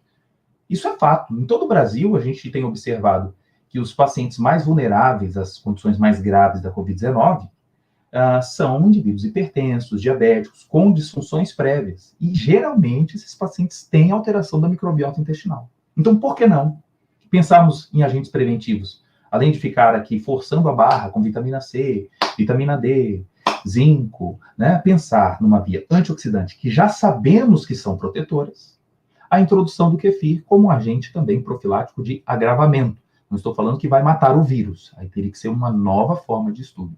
Mas entra como sugestão aqui uma maneira precoce, né, de prevenção à exposição prévia ao kefir, como uma proteção possível, tá? De efeitos colaterais, diarreia, o kefir pode trazer, constipação, cólicas abdominais e flatulência, são os registros mais comuns. A flatulência é comum por conta da resposta de fermentação, e esses dois aqui a gente pode conseguir contornar pela quantidade consumida. É porque tem algumas pessoas que gostam demais do kefir, aí começam a ter diarreia pelo consumo exagerado. É igual quem compra Yakult e toma a bandeja inteira, né? Então, são respostas que podem ser moduladas pela quantidade exposta. Mas não são efeitos colaterais graves, né? Mas temos pacientes que não deveríamos indicar? Sim. Então, vou registrar aqui quem são os contraindicados. Aqui são os pacientes alérgicos às proteínas do leite. Como eu disse, o teor de caseína ainda é alto, mesmo no produto fermentado, então não seria a principal indicação, ainda que sejam alérgicos à proteína. Não entra nessa história intolerante à lactose. Repito, que o paciente com intolerância à lactose pode fazer uso do kefir, uma vez que a quantidade de lactose no produto fermentado já foi, né, reduzida bruscamente, consideravelmente.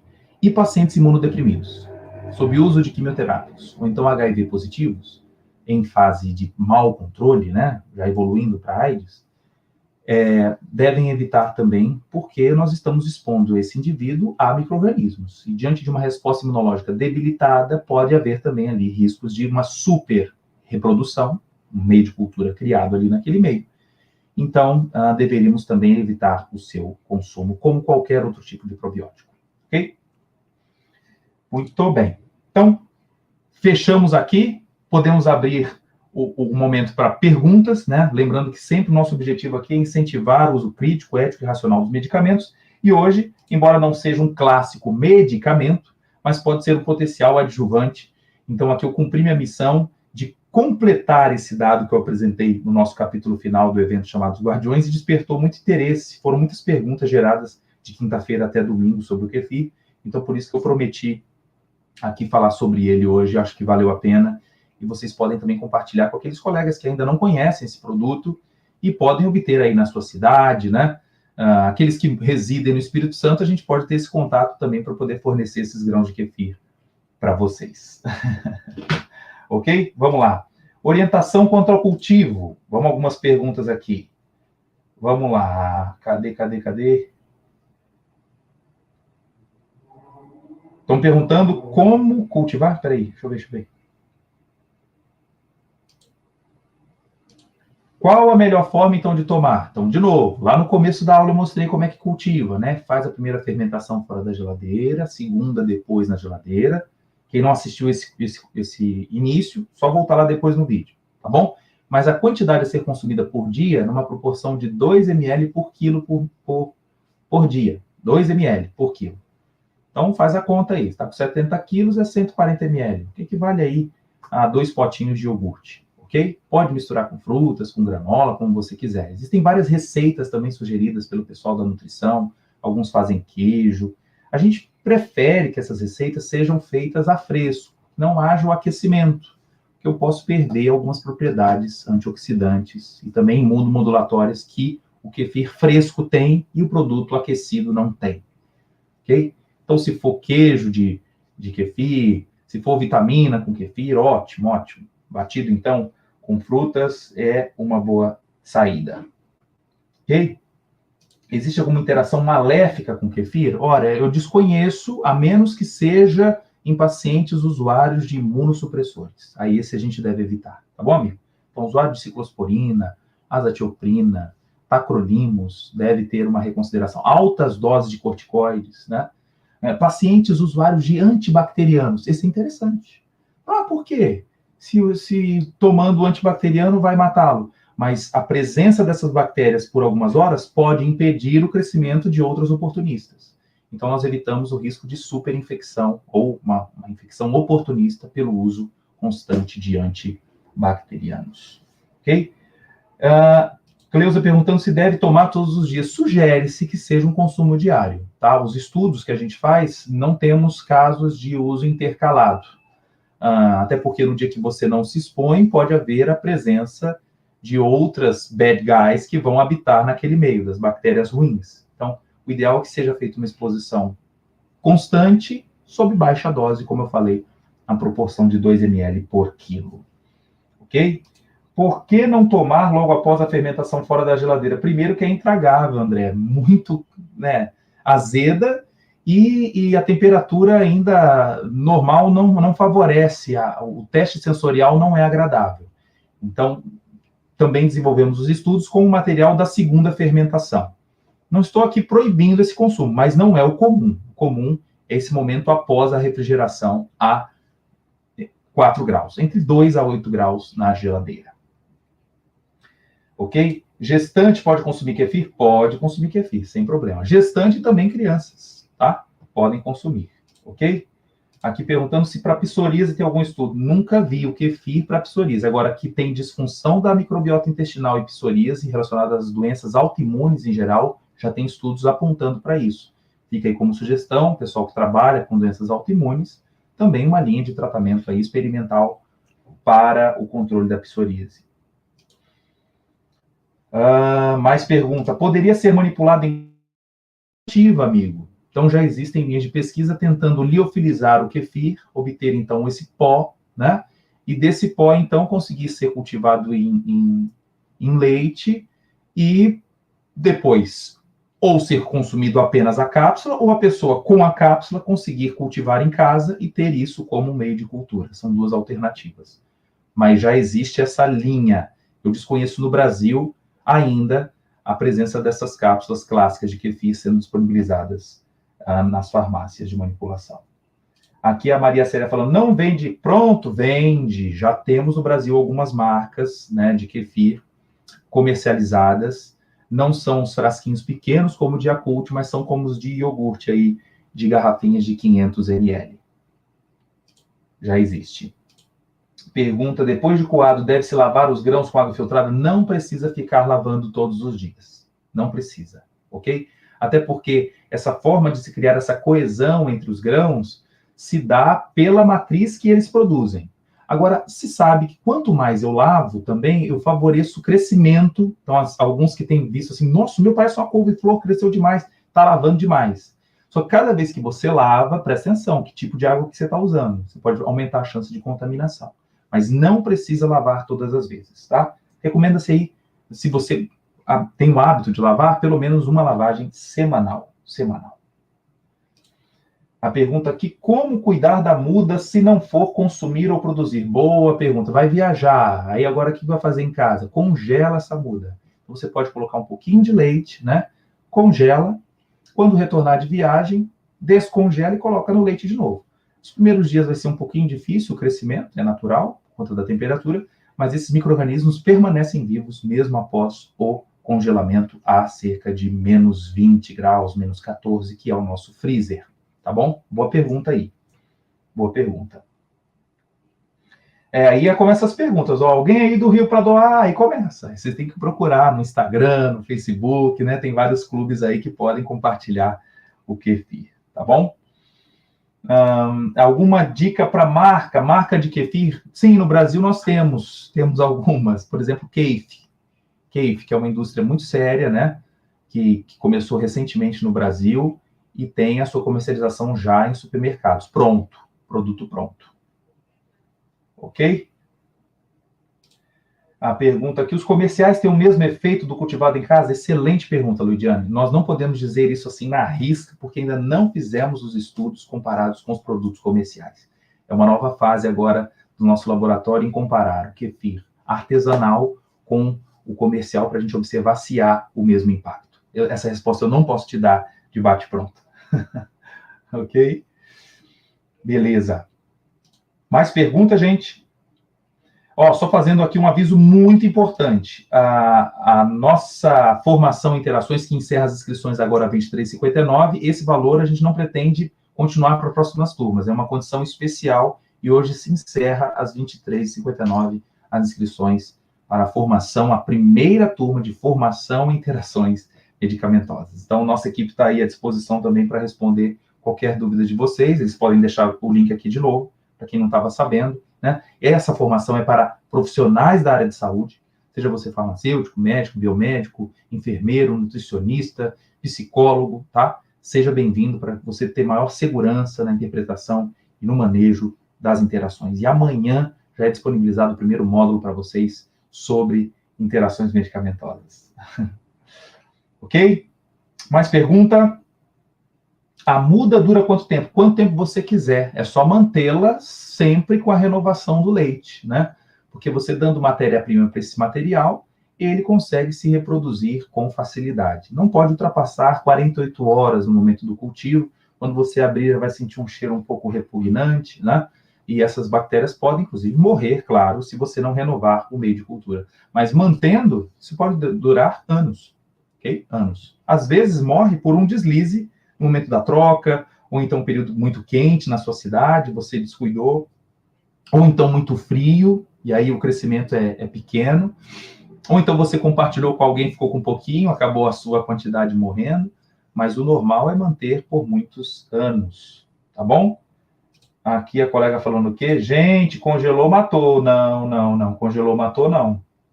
Não, nem congelando, interessante, nem congelando, nem liofilizando. A gente já fez esse teste. O material liofilizado a gente coloca em leite de novo e há a chance de nova fermentação. Isso aqui a gente conseguiu provar através de ensaios simples da microbiologia.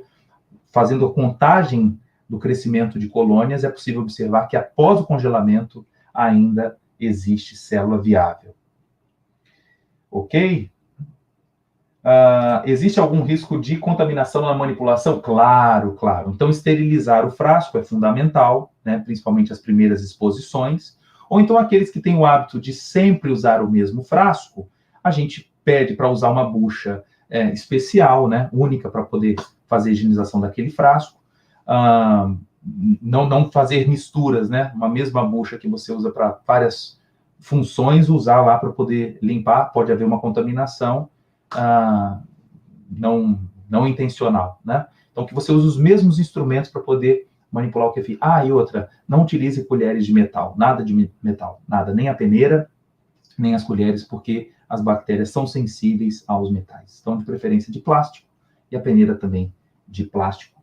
Colher também pode ser de madeira, mas a gente evita porque pode ali se acumular alguns tipos de biofilme e que facilmente você não remove da colher. Ok? Pode acontecer algum prejuízo à saúde? Pode, se armazenar errado. Bom, o gosto já é repugnante, então o Papai do Céu nos deu um presente, né? As características nossas de olfato e de paladar, você é intragável, o que se encontra estragado. Né? Então, aquela característica clássica de um iogurte, de uma coalhada, ela é perdida. Então, fique atento a esse primeiro sinal. O que pode acontecer é um quadro de diarreia importante, né? A gente não pode negar isso. Então, tem que ter um controle mínimo de qualidade para proteção, para produção. Quanto tempo pode ficar congelado? Não tenho aqui uma data específica. Já deixei congelado por mais de 2 meses e houve viabilidade depois no crescimento. Agora, é claro que muito tempo congelado pode ir perdendo essa viabilidade. Eu não posso dizer que todas as bactérias ali se mantiveram vivas, né? Mas não tenho esse estudo à mão para te dizer se com 2 anos acaba tudo. Ok? Para espondilite anquilosante, não temos essa resposta. Agora, onde vem o racional? É uma boa pergunta sua. Se espondilite anquilosante depende também de uma resposta pró-inflamatória, ela é muito dependente da produção de TNF-alfa, de interferon gama, e eu sei que o kefir diminui a oferta dessas citocinas, pode ser um adjuvante para quem sofre de espondilite, tá? Mas eu não desconheço o estudo do kefir em pacientes com espondilite, mas é uma alternativa interessante como adjuvante. Ok? Quanto tempo devo retirar antes para consumo? Aquele material, amigo, que foi para a geladeira, ô Carlos, foi para a geladeira, você esperou ali entre 12 a 24 horas após a fermentação, já pode ser consumido. Tirou da geladeira, pode consumir. Pode bater com frutas, granola, chia, né? Hoje eu até coloquei lá no Farmaco na Prática, no Instagram, o meu de manhã, né? Minha esposa preparou para mim com morango, com kefir, com castanha, com chia, e é geralmente o que eu faço consumo, né, que a família também. André perguntando, deixar fechado só vai deixar mais alcoólico a substância? Mais alcoólico, mas o gosto também não é tão interessante. E você desfavorece o crescimento pleno, tá? Então, você quer perder a sua cultura, é deixá-lo fechado completamente. Ok? Pode consumir sempre, ok? Pode botar açúcar? Não aconselho que você, né, coloque muito açúcar, aí vai fugir um pouco do princípio que a gente quer do kefir, né? A vantagem é que ele é rico em proteína. Você vai fazer uma leve adoçada ali naquele meio.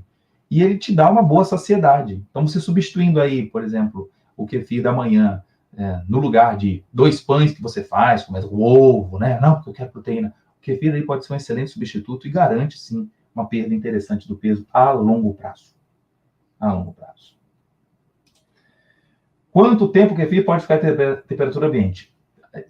Como eu estou falando aqui a nível mundial, né? Vamos pensar Brasil, em média, de 24 a 48 horas deve ser a fermentação fora da geladeira. Não ultrapasse isso. Em regiões mais quentes, você vai se apavorar, porque vai crescer mais rápido do que na região, né, de Curitiba, Porto Alegre, Floripa e companhia. Então, vai depender da fase do ano. Tem gente que passa a ter muito kefir estragado aí no verão, e é por conta do superaquecimento. Então, escolha sempre um local arejado para a sua reprodução e não ultrapasse, no máximo, né, 48 horas de fermentação. Falar, emagrece? Sim, ajuda a emagrecer, sim, ajuda. Substitui um ovo em proteína? Bom, aí esse efeito direto não posso dizer, mas fala um produto aí que tem alta quantidade de proteína do soro do leite, chamado whey. BCAA, o kefir tem. Vitaminas do complexo B, também tem. Zinco, cálcio, tem. A fonte de cálcio no kefir pode chegar a quase 30% do valor diário, tá? Então, a gente tem vantagens aí nutricionais, além das bactérias envolvidas. Ok? Já tiramos muita dúvida. Algumas perguntas aqui estão um pouco repetidas, porque talvez o colega não viu eu respondendo antes, mas depois é só puxar no time aí que você vai conseguir ter acesso a essa resposta que eu dei, tá bom? Mas acho que ficou claro hoje esses efeitos aqui do kefir, né? Beleza. Então, existe mesmo whey protein de kefir? Olha só, o que é o whey, gente? O whey é a proteína do soro do leite. O soro do leite ainda está presente ali naquele meio. Então, no whey, nós temos uma alta quantidade de aminoácidos de cadeia ramificada. São os BCAA, valina, isoleucina e leucina. São esses 3 aminoácidos que estão ricos também no kefir. Então, muitos atletas, inclusive, têm usado o kefir como uma fonte de suplemento, tá? Isso aí não posso negar. Ok, gente? Então, fechou aqui. Compartilhem essa live. Lembrando que faltam apenas 1 hora e meia. 1 hora e meia para encerrarmos as inscrições na primeira formação de interações medicamentosas. Nossa equipe está à disposição até 23h59, depois o link vai ser expirado, porque o acesso, nós combinamos, termina às 23h59 e amanhã, às 9 horas, se inicia a nossa formação em interações medicamentosas com a liberação do módulo 1. Valeu, gente? Muito obrigado, boa noite a todos, fique com Deus, e semana que vem, outro tema, e certamente na quinta-feira vocês vão passar a votar, vou botar lá na enquete qual vai ser a nova substância ativa da próxima segunda-feira, ok? Um grande abraço, fiquem com Deus.